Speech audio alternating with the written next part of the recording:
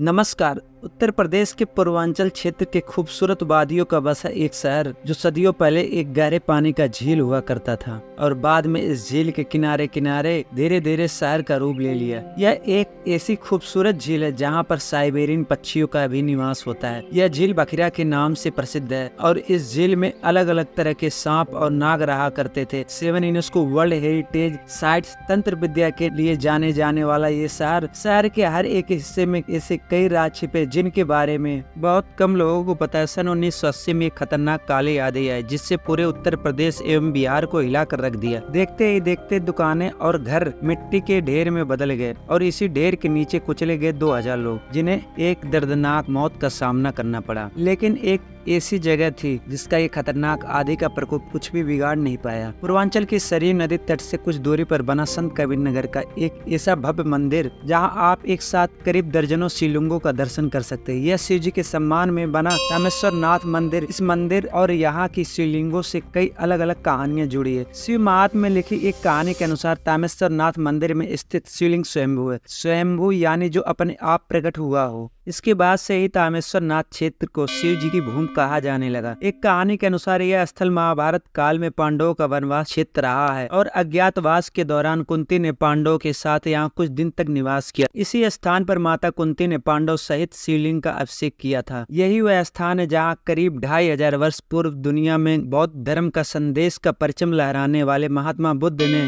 शिव के शरण में आने के बाद मुंडन संस्कार कराया और उसके पश्चात अपने राजश्री वस्त्रों का त्याग कर दिया। भगवान बुद्ध के यहाँ मुंडन संस्कार कराए जाने के कारण यह स्थान मुंडन के लिए भी प्रसिद्ध हो गया। महाशिवरात्रि पर यहाँ भारी संख्या में लोग अपने बच्चों का मुंडन कराने के लिए उपस्थित होते हैं। कहते हैं एक दिन देवरावा बाबा सरयू नदी के किनारे स्नान करने गए थे, जिसके बाद सरयू नदी का जल लेकर वह बाबा तामेश्वर नाथ धाम पहुँचे और तामेश्वर नाथ धाम में रात्रि विश्राम किया। देवरावा बाबा को परमात्मा प्राप्त की बहुत तीव्र इच्छा हुई कि वह अपने घर दोबारा कभी गए ही नहीं एवं संत मार्ग पर चल दिए। वैसे तो तामेश्वर नाथ धाम से जुड़ी कई घटना है, लेकिन आपको अब हम मूल कहानी पर ले चलते हैं। तामेश्वर नाथ धाम के अलावा एक और भी जगह था जो क्षेत्र बिल्कुल सुरक्षित था। वो यहाँ का समय माता मंदिर जो एक महल के रूप में बना हुआ है। यहाँ जीती जागती देवी माँ रहती है। कहते हैं कि देवी माँ को प्रतिमा की दूध की धार से सिद्धार्थनगर जिले के बढ़नी क्षेत्र से लाया जा रहा था, जिसे तामेश्वर नाथ धाम में स्थापित किया जाना था। लेकिन दूध की धार यहाँ तक आते आते समाप्त हो गई। इसे तामेश्वर नाथ धाम ले जाना संभव नहीं हो सका। तब देवी माँ की प्रतिमा को खलीलाबाद के मौजूदा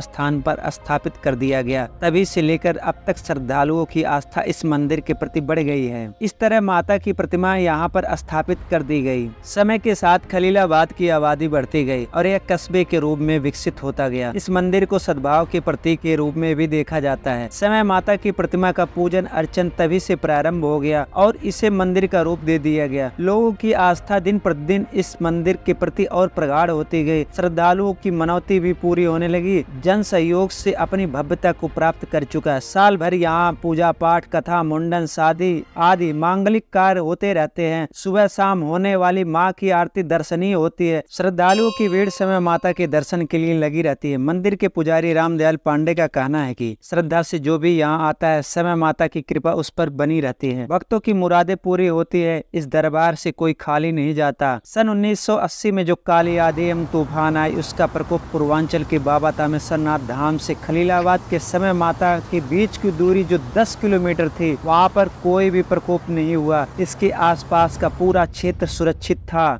सिर्फ ईश्वर का एक गहरा राज बना हुआ है। हिंदू धर्म की ऐसी पुरानी विद्या जिसमें बलि संभव और ऐसी कई चीजों को दर्शाया जाता है जो सामान्य धार्मिक पूजा में शामिल नहीं होती। और दुनिया भर में ऐसी कई जगह है जो तंत्र और तांत्रिक विद्या के लिए जानी जाती है और इसी इच्छा से लोग पूर्वांचल के तामेश्वर नाथ मंदिर में भी दर्शन करने आते हैं। लेकिन यहाँ आकर भक्तों का सामना जीवन की एक ऐसी सच्चाई से होता है जिसे देखकर उनके रोंगटे खड़े हो जाते हैं। क्योंकि यहाँ एक तरफ मंदिर में पूजा पाठ और भजन गाए जाते हैं तो वहीं दूसरी तरफ सरयू नदी के तट बिरहड़ घाट पर खुली आम चिताएं जल रही होती हैं। पूर्वांचल के संत कबीरनगर जिले में तामेश्वर नाथ मंदिर से कुछ दूरी पर बिरहड़ घाट पर एक हिस्से को शमशान घाट की तरह इस्तेमाल किया जाता है। एम्बुलेंस से सीधे मृत शरीर को यहाँ के घाट पर लाया जाता है, उसे एक भव्य कपड़े में लपेटा जाता है और फिर सरयू नदी के किनारे ले जाकर उसके पैरों को नदी के पवित्र जल से धोया जाता है। इसके बाद अर्थी पर लिटाकर शरीर को अंतिम संस्कार के लिए ले जाते हैं, जो खुले में ही होता है। और कहा जाता है जिसका भी अंतिम संस्कार यहाँ पर होता है उसकी आत्मा कर्म के चक्र से मुक्त होकर मोक्ष के रास्ते पर निकल पड़ती है। वैसे तो पूर्वांचल के संत कबीरनगर से कई किस्से, कहानियां और अनकहे राज जुड़े हुए हैं, लेकिन ये शहर की दो मुख्य धर्म हिंदू से जुड़े कल्चरल साइट्स के लिए भी जाना जाता है और तामेश्वर नाथ के रूप में शिव जी का यहाँ होने से ये शिव जी का एक पवित्र धाम भी माना जाता है। शिव जी के अन्य पवित्र धाम और ज्योतिर्लिंग के बारे में जानने के लिए